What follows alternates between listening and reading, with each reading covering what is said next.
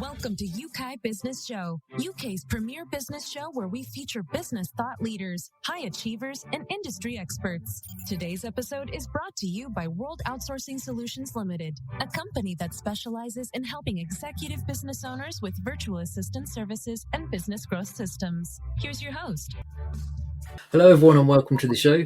I'm Trevor Stockwell. Thanks for joining me today. I have a very special guest with me today, Dr. Richard Kaye, and he has been a very successful chiropractor for 30 years, but then he retired to pursue the entrepreneurial life.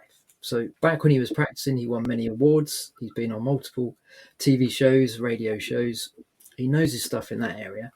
Since then, going into the entrepreneurial side of things, he helps business owners accelerate the growth of their businesses.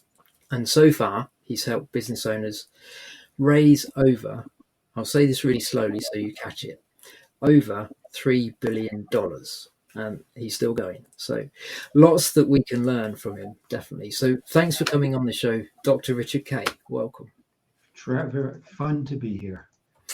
It's great to have the opportunity to just, even if we get just a bit of your expertise, we can put something into practice straight away and grow our businesses. So looking forward to that.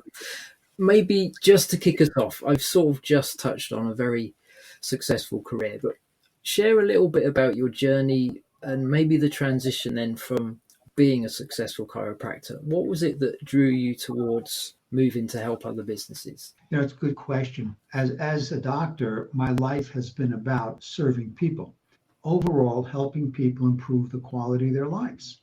In chiropractic, I did it not through headache and back pain. That's the easy part. Is about helping them be more of who they're put on this planet to be. That was the nature of the work.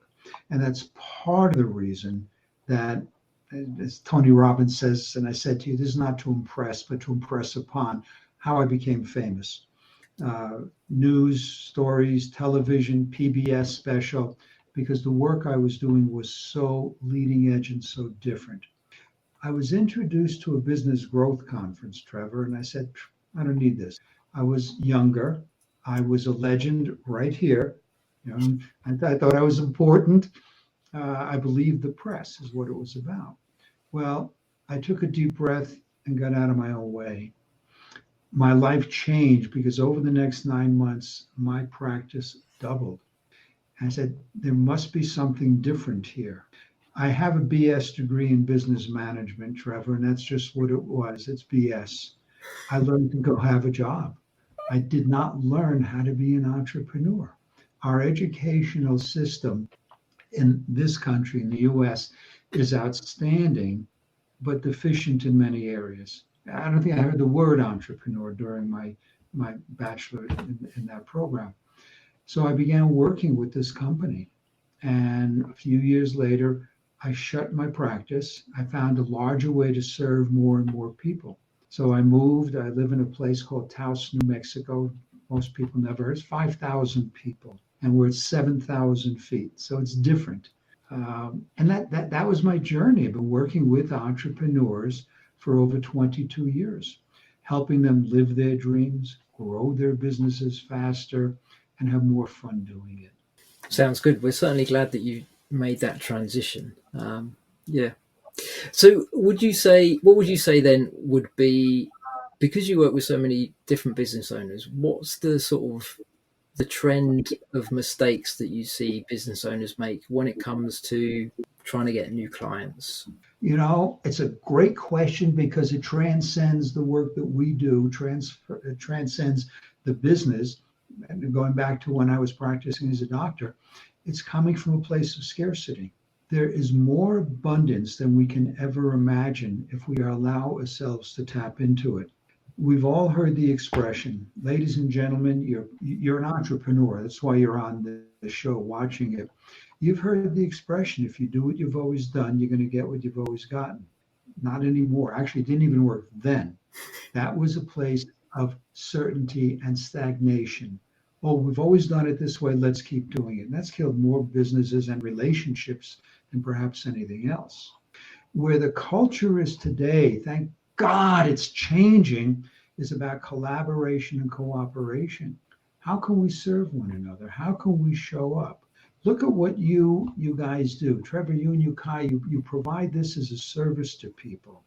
That's massive contribution. You bring on guests who have knowledge, wisdom, information in different verticals.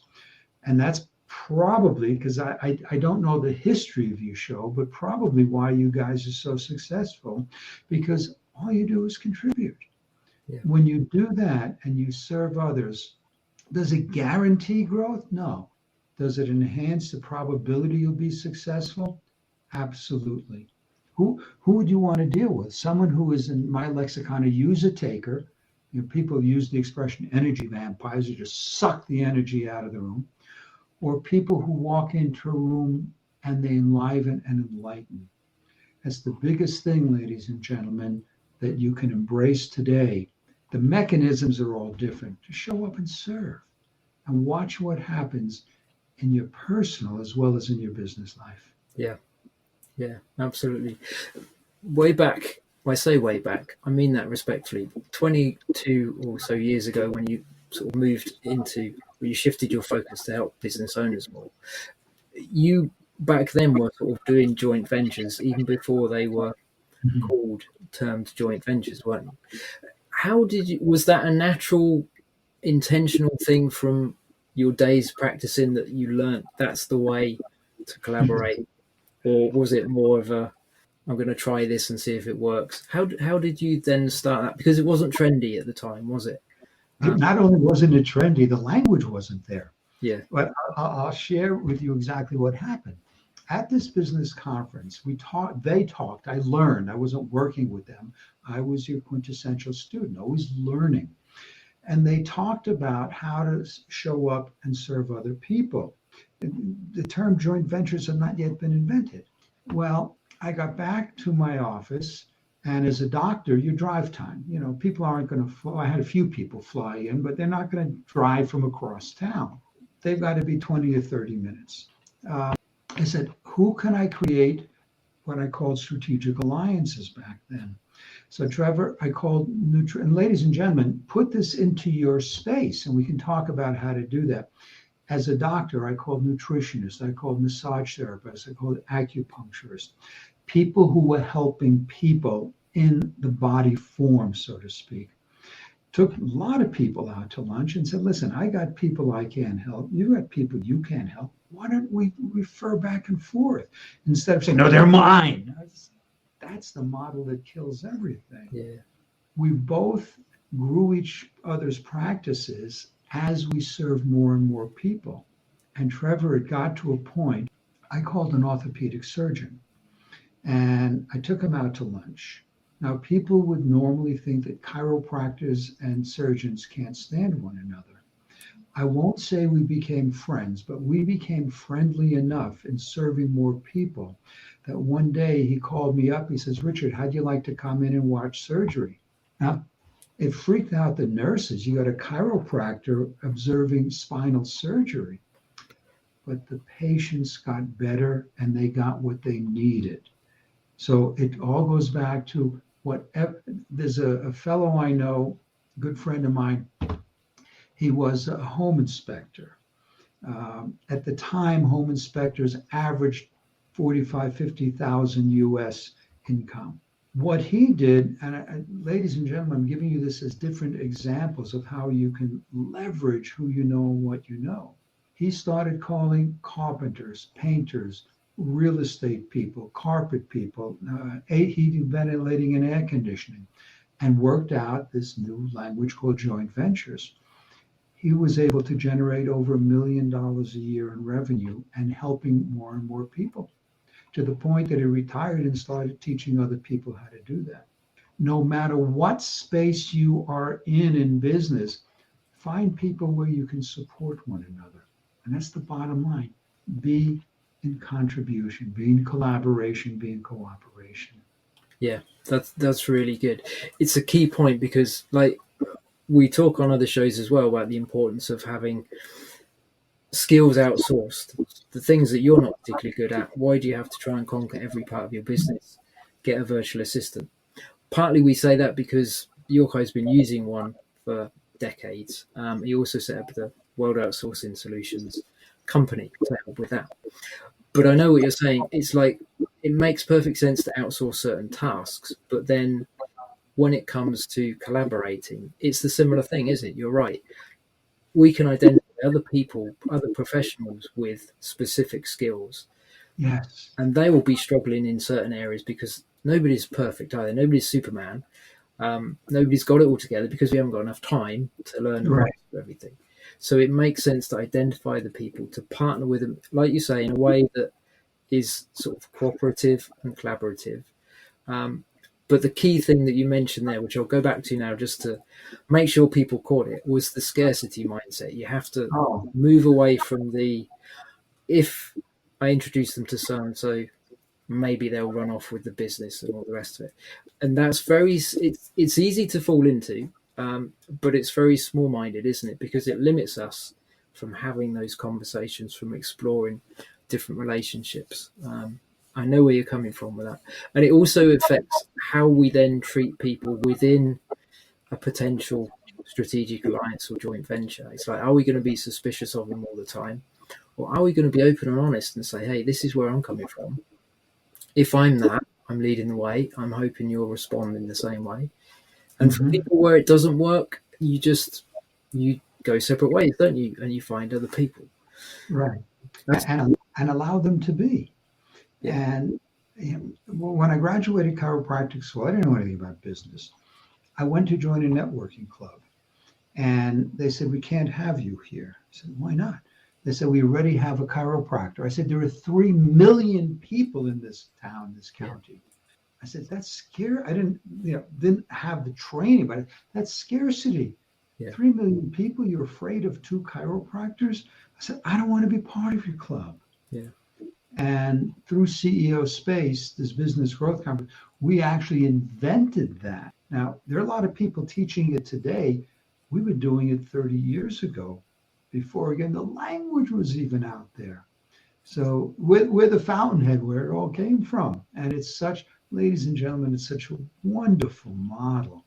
Imagine, Trevor, if you and Yeukai wanted to do all these shows all by yourself and nobody else, because you can talk, you guys are brilliant, you're John Maxwell coaches, you can deliver, you can talk nonstop for a week and deliver your content, and people would grow immensely. And you get business out of it. Instead, what do? You invite guests on, you invite people to share different parts of their knowledge, again, wisdom and experience. And it speaks highly to who you guys are, that you recognize the value. We've all got different levels of experience and world stories. So you're giving an enormous service here to your audience, to the humanity. That's good to know. Nice to hear it. Yes, that is the core sort of value that was the reason why Yeukai set it up originally. The whole podcasting show is to give back, to help business owners. He's learned a lot more than me because he's been involved in business a lot more than I have. But yeah, I've learned from him. And there's a lot of value just in sharing, isn't it? If we all learn from each other's mistakes, we don't all make the same mistakes. I'm a huge advocate that we learn from mistakes. Isn't it better to learn from someone else's mistakes, though? Yes, absolutely. You don't have to make the same ones. Yeah. I was going to quiz you about CEO Space as well.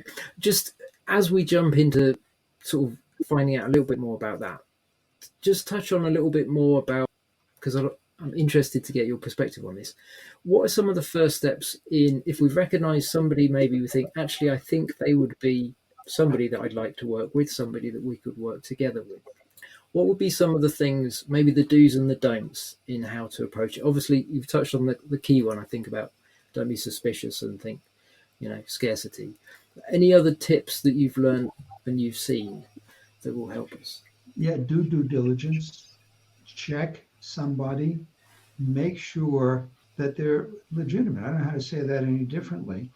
Our faculty at CEO Space are the top of the top, and they're all vetted. We make certain, because if they're on our faculty, we are de facto endorsing them. Yeah. So we want to make sure that when you come to CEO Space to grow your business, and by the way, it doesn't matter whether someone is in a pre-napkin idea, and I'll give you an example in a few moments, or well into revenue. we work with all of them. So in vetting our faculty, for example, I've got a program coming up. I've got a young man, and I believe it's a global company, Constant Contact. Are you guys familiar with that?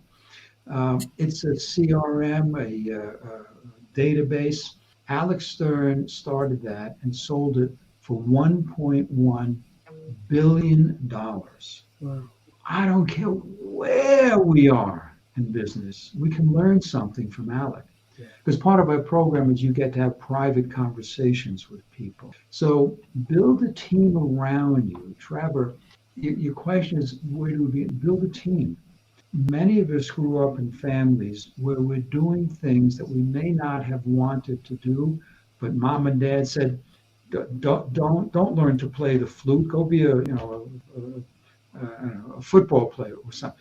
How many of us grew up not intentionally, because ostensibly parents want the best for kids, but overlaying what they want on the kids? And dad's a repressed jock, and he wants his kid to go out there and be the jock instead of being a ballet dancer or an actor. Give me an extreme example. We find CEO Space is the family that many of us wish we had grown up with, because it's encouragement, it's support. How can we make this better? How can we polish this so that the consumer wants this? How can you reach more people? So when you're let me give you an example. Many of you may have heard of a young lady named Lisa Nichols. And when Lisa came to CEO Space, she was broke. It's my understanding she was working a minimum wage job and had no money. I didn't know her back then. I knew her when she came to CEO Space. I know she had to raise the money to come. She's worth $5 million today. She's one of the most highly requested speakers in the human potential space on the planet. She actually wound up on our faculty. She doesn't come anymore because she's now teaching all over the world. So that's pre-napkin. She didn't know what she wanted to do. She developed her programs. She got on the Larry King live show. You guys may not know that over there, but you certainly know the Oprah Winfrey show. She got on that. She got a $1 million advance on her book, No Matter What, through CEO Space. We've got more best-selling books. Chicken Soup got started at CEO Space. So that's early stage. And then we have people well into revenue. I've had the senior vice president of 3M International come. We're in 150 countries represented. So no matter where you are in your business, to go back to what I'm hearing is the core question is, create a team that nourishes you, that encourages you, that is honest with you, where you can develop systems and strategies and programs and stages and phases as you grow your business into success. Yeah, that makes a lot of sense. It really is about the people that we surround ourselves with, isn't it? The people we learn from. Mentors, coaches, consultants, whatever you want to call them, there's different people that need different things at different times, isn't there? And from what I hear you're saying, the CEO Space provides it's membership, isn't it? Initially, or how does it work? Great question. Membership organization. And ladies and gentlemen, I invite you to stay around because in a couple of minutes, we're going to give you some free gifts that will, and I'm going to tease you and give you an example. You're all entrepreneurs. Otherwise, you wouldn't be here. You know that it costs more to get a new client or customer than retain one. So I'm going to give you access to a book. It's a great book, and I know it because I wrote it. It's called The Secrets of Creating Customers for Life. How do you turn your clients into raving fans? We'll talk about that. As a membership organization, you pay to go to a seminar. You pay someone to build a website, write an article. It's one and done. And then you're finished with it. Where do you go? You go into a restaurant. You go into a theater. You pay for it. You leave. You're done. As a membership organization, again, I use this expression, stages and phases of growing your business. It takes time. If it was a one-shot deal, there'd be more wealthy people on this planet than there are now. Yeah. So the organization is membership, so you can return and return and return and build and build. I mean, again, guys, it's like your show. You have different guests, you come in, people, you learn different things each time. If you had the same speaker, even if it was me, it would get boring after a while. I've been there, done that. And the other one day, someone said, "Oh, I saw that faculty member once before." I asked, "Have you ever read a book a second time, or seen a movie a second time?" Yeah. You're in a different place. You may hear something different. So, as a membership, it takes one good contact to change your life forever. Absolutely. Yeah. So maybe just share one of the secrets to creating customers for life then. You got us curious now. Yeah, the book is close to 200 pages, plus or minus. I don't even remember. I'll give you an example. If you look in Google, look up the word customer and look up the word client, they pretty much say the same thing. Here's a distinction I made very early on. A customer, you go into the petrol station, you go into the grocery store, you get something, you pay, and you go. There's no continued reference. A client is someone you want to nurture, someone you want to turn into a raving fan. So here's a simple thing, and this story is actually in the book. This is a small town. A couple of my friends own local businesses. One is a restaurant, really fine French fusion restaurant. And when I have guests in town, I take them there. And my fiance and I will go there because it's good food. One day, Jennifer asked me to go on Yelp and leave a review. I said, of course. Well, that's one review. Ladies and gentlemen, what if you ask people voluntarily to give you their email address? Now, I'm using the restaurant as an example here. Some of you may own restaurants, or you may own a pool company. If you got any business, it's the same. And what if once a week or once a month, I get an email from Jennifer from the restaurant saying, these are our specials for this week. And if you bring in a new customer, a new client, we'll give you a dessert. It's breakfast and lunch only, so they no alcohol. We'll give you a complimentary something or other. Would you be more inclined to go back there and bring somebody new if you're going to get rewarded for it? Yeah. So now I've introduced someone else to her restaurant, and because it's so good, that person is going to be more inclined to be a visitor there, even without me. So let's say you have, carpet cleaning company. You pick something out of the air. And what you do is every month, if you don't want to do weekly, that's fine, once a month, give tips about keeping carpet clean. Give a little tip, put an ice cube in where the furniture had an indent in the carpet so it fluffs up the carpet overnight and it fills. Little things. If you're a carpet cleaner, you can tell all kinds of stories. Yeah. With, I don't care, $15, $20 coupon off for someone you refer. And if you refer, you get a coupon off your next carpet cleaning. This, Trevor, is called top of mind awareness.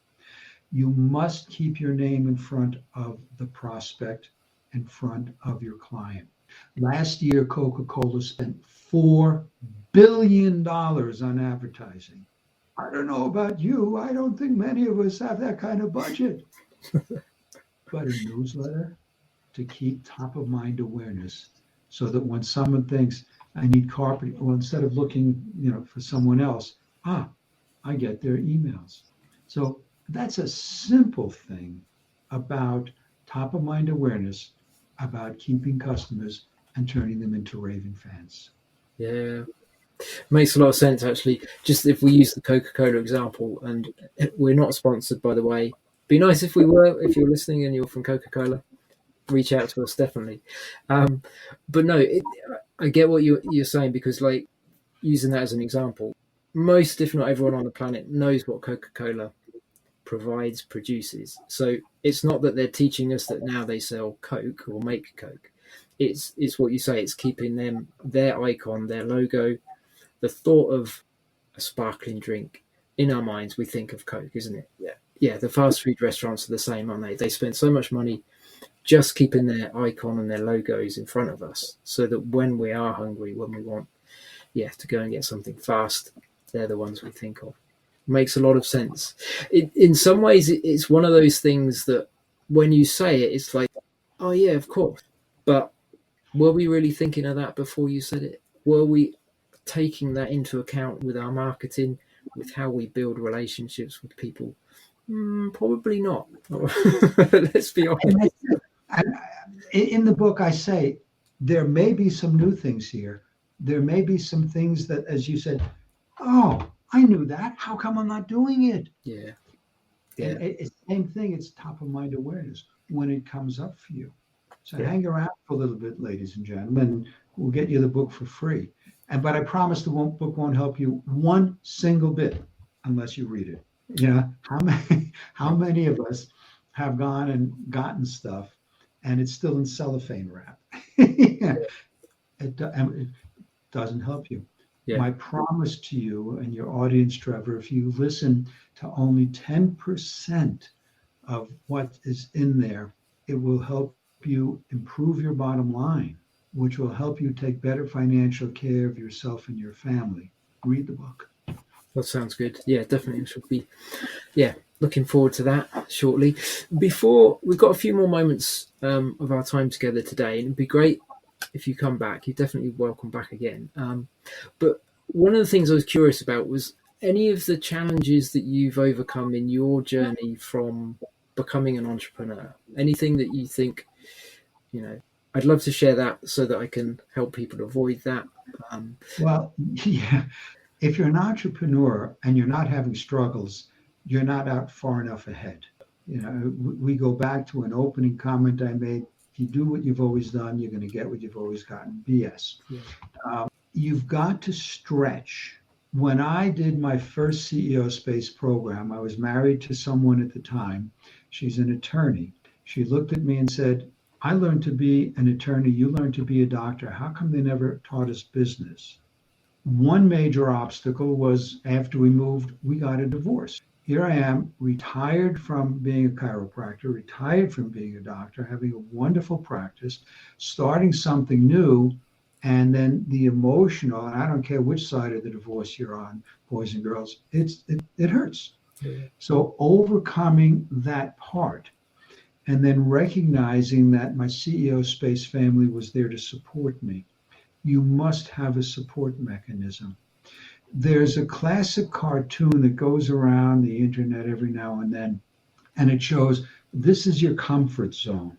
Here's growth. Yeah. The biggest challenge that you can have, in my opinion, is step out of your comfort zone.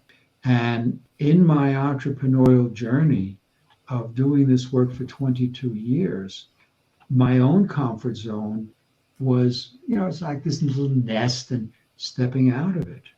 You must be willing. The more uncertainty you can handle in your life, the better your quality of life, whether it's relationship, whether it's business. Boys and girls, being an entrepreneur is scary. Look what happened to this world over the past almost 2 years with this COVID stuff. Yeah.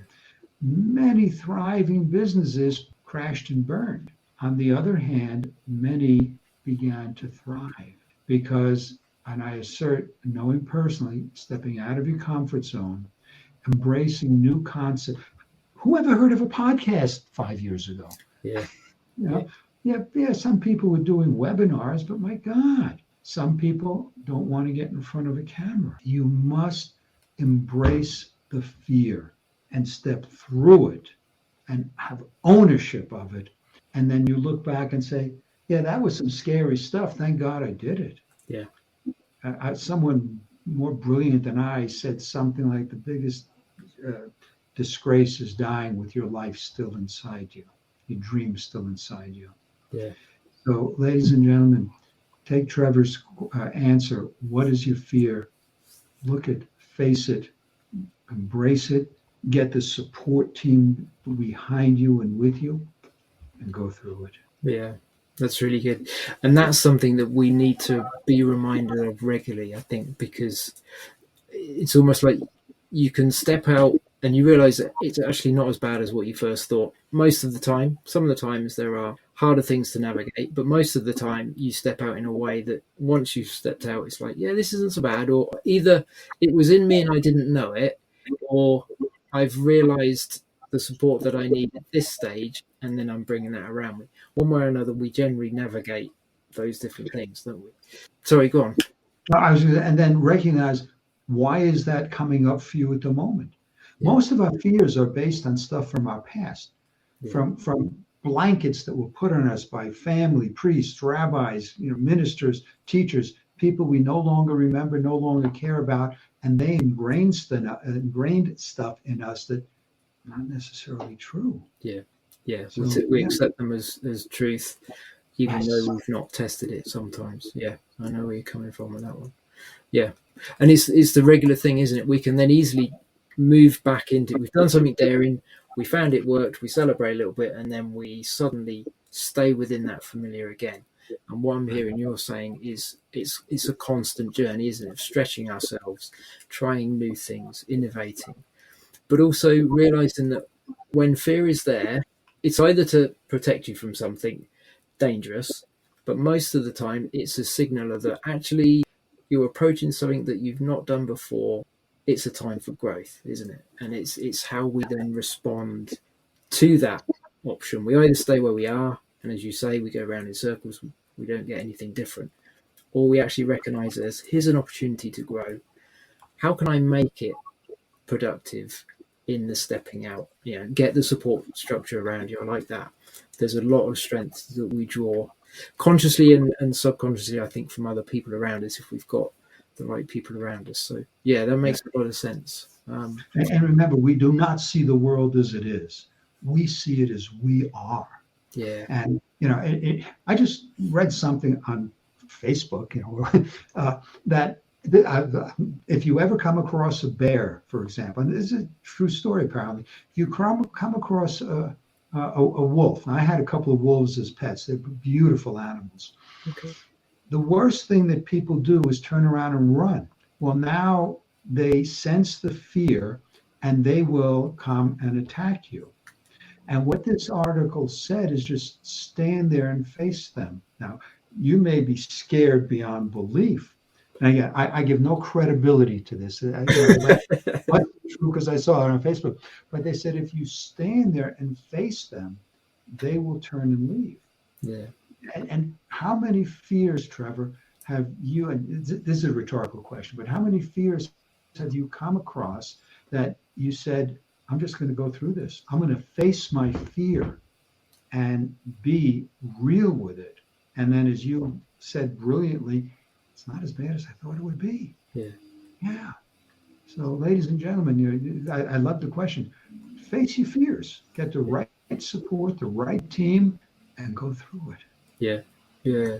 A lot of the frustration that we feel and experience is more from not stepping out, I think, than actually stepping out. It's easy for me to say it, sat here recording this podcast. I live it as well, and there's areas that I'm stretching on as well. But yeah, it really is. We're made to grow and develop, aren't we? And when we stop or we don't allow ourselves to continue that, that's when we get frustrated. That's when we then, life becomes boring. It doesn't make sense. Something's not right. And then we just, if we're not careful, we lose the passion and the joy of why we're here. Brilliantly said, yes. We're on such an enjoyable subject. I love to chat more. It's one of my favourite subjects because I know it helps people, and I know you feel the same. But we do need to wrap it up there for now. You did mention free. Do you want to just remind me? Everybody loves free. Trevor. Let me talk about that. We talked about what it's about, how to turn your customers into raving fans. So get your pen and paper ready or your notebook, whatever you're going to write. This is a free book, The Secrets of Creating Customers for Life. Now, I have to make a caveat here. You can download the PDF that's totally free. You can't give the electronic version away on Amazon. So if you want the ebook, it's 99 cents. Here's the link to get it. richardk.com, customers-free. Now I'll slow that down. Richard K, RichardKaye.com/customers, CUSTOMERS -free. RichardK.com, customers free. And download it. As I said earlier, it'll only help you if you read it. And Trevor, I'd like to offer your viewers something else. CEO Space has a 3-decade history of growing businesses. And we talk either from early stage all the way up through as big as you want to get, Fortune companies. And what I'm offering you, ladies and gentlemen, is an exploratory call. It's a growth potential call. What has to happen to bridge the gap between where you are and where you can be in your business? I usually, my billable hours here are $325 US. This is a gift for your viewers. Ladies and gentlemen, same URL, richardk.com, RichardKaye.com /talk. It'll automatically translate wherever you are in the world to your time zone. And I'd love to serve your viewers. Trevor, this is what I've been doing for 22 years in business and overlapping with 30 years with my life. It's what life is about. How can you show up and serve? Wow, thank you. That's very generous. Yeah, you've shared just in the 30 minutes or so that we've spent together now, just some of your insights and expertise. So a chat with you for an hour, there's going to be so much benefit in that. And there's the book offer as well. So for everybody listening, don't download it if you're not going to read it. As Richard said, it's not going to do any good. Don't just collect another freebie and then do nothing with it, but be intentional about getting hold of the copy of the book, starting to look through it. Maybe just pick 1 or 2 things. That's the way I approach things. What's the 1 or 2 key things that I can implement and start to use straight away? And then you build on that. You go back and you look at other things. And definitely reach out to Richard and have a conversation to see how getting in somewhere like CEO Space, somewhere like a network that will support you, as he said, wherever you are in your journey of business ownership, multiple business ownerships, or just exploring the idea of, do I really want to do that? I'm not sure. Again, it's that step outside of the familiar comfort zone and explore your options and then see how best you can go forwards. Richard, thank you for your time. I really appreciate your time that you give to us today, your expertise in what you shared, and how you're helping people as well. We need a lot more people like yourself helping business owners, because at the end of the day, if you're providing a good service, people want to spend money. So there's nothing wrong with linking what you provide, if it's good, to the people that want to spend. As long as your motives are right, then things work out well for both sides. It's got to be a win-win. I think that's the approach that we use. Thank you. I could talk to you for hours, Richard. I really could. But thanks for what you shared today. It's been amazing. I really enjoyed it. And for everybody listening, as we say, we always encourage you to take action. So there'll be a link below. Click through to find out how you can get hold of the book again. Copy down, listen back to this episode anyway, and copy down the direct link to get the PDF. And make sure you do something with it. Thank you for sharing your time today, everyone that's listening as well. We will wrap it up there, but we will catch you next time. So bye for now. Thank you for listening to Yeukai Business Show. We will be back to bring you more episodes with success stories and advice straight from the experts. Want more? Check out www.yeukai.businessshow.com. Get your free trial of our virtual assistant service today. Just visit www.worldoutsourcingsolutions.com. Quote WOS18 or send us an email at support@worldoutsourcingsolutions.com.